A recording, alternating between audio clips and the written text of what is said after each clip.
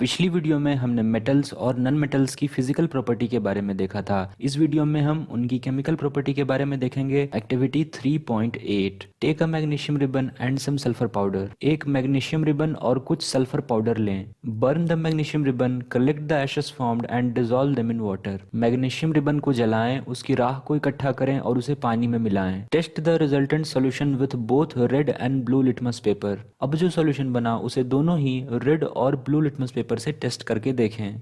अगर red litmus paper blue हो गया तो हमारा सॉल्यूशन बेसिक है, अगर ब्लू लिटमस पेपर रेड हो गया तो हमारा सॉल्यूशन एसिडिक है। Is the product formed on burning magnesium acidic और बेसिक? तो आप टेस्ट करके पता कीजिए कि जो सॉल्यूशन बना वो एसिडिक है या basic. Now burn sulphur powder, place a test tube over the burning sulphur to collect the fumes produced.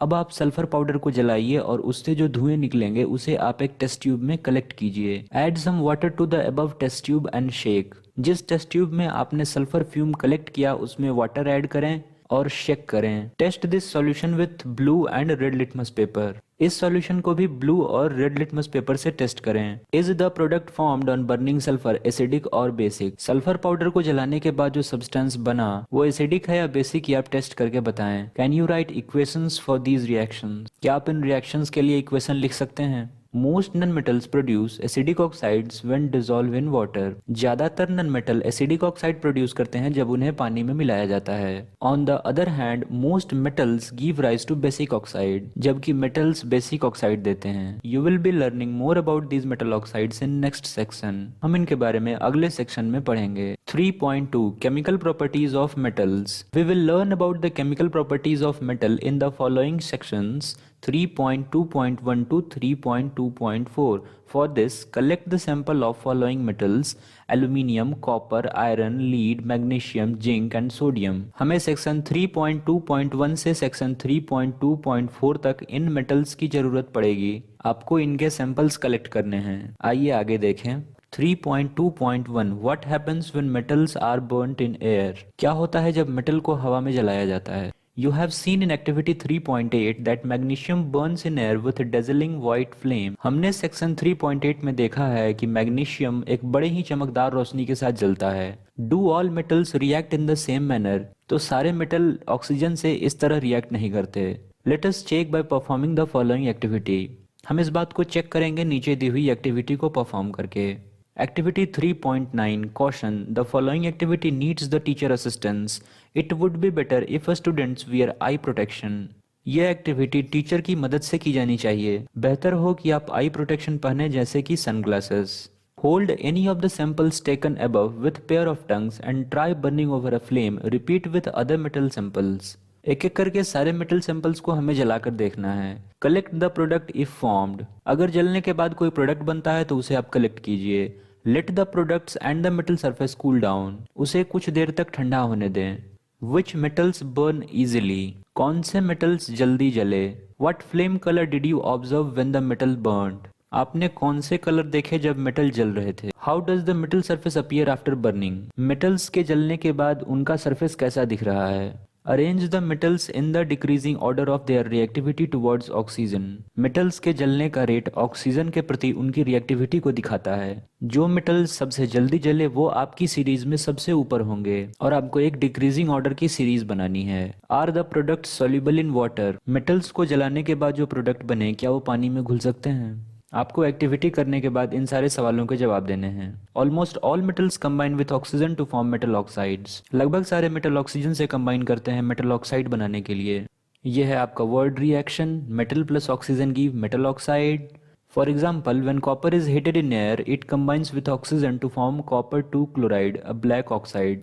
उदाहरण के तौर पर जब कॉपर को जलाया जाता है ऑक्सीजन की प्रेजेंस में तो वो देता है कॉपर ऑक्साइड जो कि एक ब्लैक कलर का ऑक्साइड है। और यह reaction 2Cu plus O2 gives 2CuO। यह है कॉपर और यह है copper oxide. Similarly aluminium forms aluminium oxide. उसी तरह जब एल्यूमिनियम को जलाया जाता है ऑक्सीजन में तो बनता है Al2O3 aluminium oxide. Recall from chapter 2 how copper oxide react with hydrochloric acid. Chapter 2 में हमने देखा है कि किस तरह CuO जब HCl से रिएक्ट करता है तो बनाता है CuCl2 और H2O।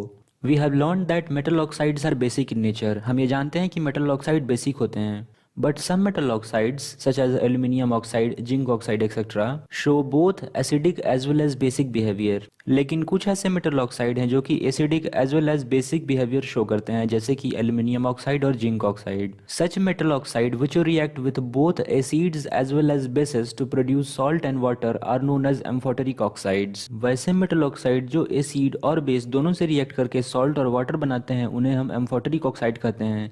ये आपको याद रखना चाहिए. Aluminium oxide reacts in the following manner with acid and bases. यहाँ एल्यूमिनियम ऑक्साइड की रिएक्शन है एसिड से, ये बना रहा है AlCl3 जो कि एक सॉल्ट है और वाटर दे रहा है. यहाँ फिर से एल्यूमिनियम ऑक्साइड रिएक्ट कर रहा है NaOH से जो कि एक बेस है और दे रहा है सोडियम एल्यूमिनेट जो कि एक सॉल्ट है और वाटर दे रहा है. Most metal oxides are insoluble in water, but some of these dissolve in water to form alkali. लगभग मेटल ऑक्साइड पानी में नहीं घुलते, लेकिन जो घुलते हैं वो अल्कली बनाते हैं. Sodium oxide and potassium oxide dissolve in water to produce alkali as follows. पानी में घुलने वाले ऑक्साइड हैं सोडियम ऑक्साइड और पोटेशियम ऑक्साइड. नीचे है उनकी reactions. Na2O3 plus H2O gives 2 NaOH. Sodium oxide water से रिएक्ट करके बना रहा है NaOH जो कि एक अल्कली है, एक बेस है. K2O reacts with H2O to produce KOH. Potassium oxide react कर रहा है वाटर के साथ और बना रहा है पोटेशियम हाइड्रोक्साइड जो कि एक बेस है, अल्कली है. We have observed in activity 3.9 that all metals do not react with oxygen at same rate. हमने ऊपर की एक्टिविटी में देखा कि ऑक्सीजन के साथ सारे मेटल सेम रेट से रिएक्ट नहीं करते और हमने उन्हें डिक्रीजिंग ऑर्डर में भी सजाया था. Different metals show different reactivity towards oxygen. हर मेटल अलग अलग रेट से ऑक्सीजन के साथ रिएक्ट करता है. Metal such as potassium and sodium react so vigorously that they catch fire if kept in open. Potassium और सोडियम दो ऐसे मेटल हैं जो ऑक्सीजन से इतनी जल्दी रिएक्ट करते हैं कि अगर उन्हें खुले में छोड़ दिया जाए तो वे जलने लगेंगे.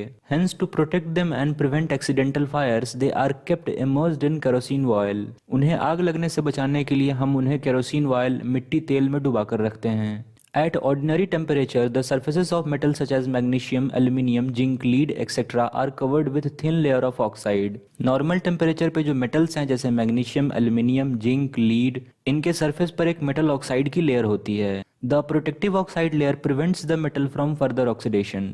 ये मेटल ऑक्साइड लेयर इन्हें दोबारा से ऑक्सीजन से रिएक्ट करने से बचाता है और इन्हें जलने से प्रिवेंट करता है.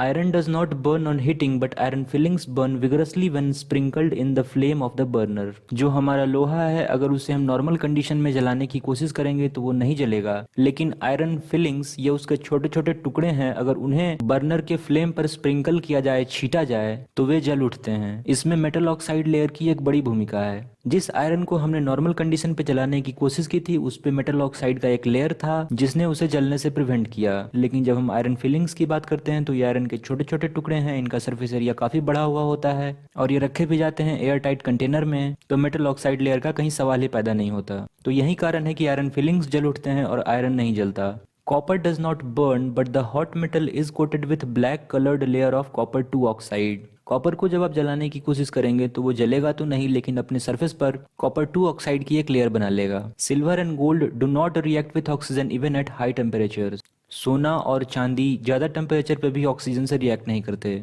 Next, after performing activity 3.9 you must have observed that sodium is the most reactive of the samples of the metals taken here. Activity 3.9 करने के बाद आप पाएंगे कि हमारे सैंपल्स में से सोडियम सबसे ज्यादा रिएक्टिव मेटल है.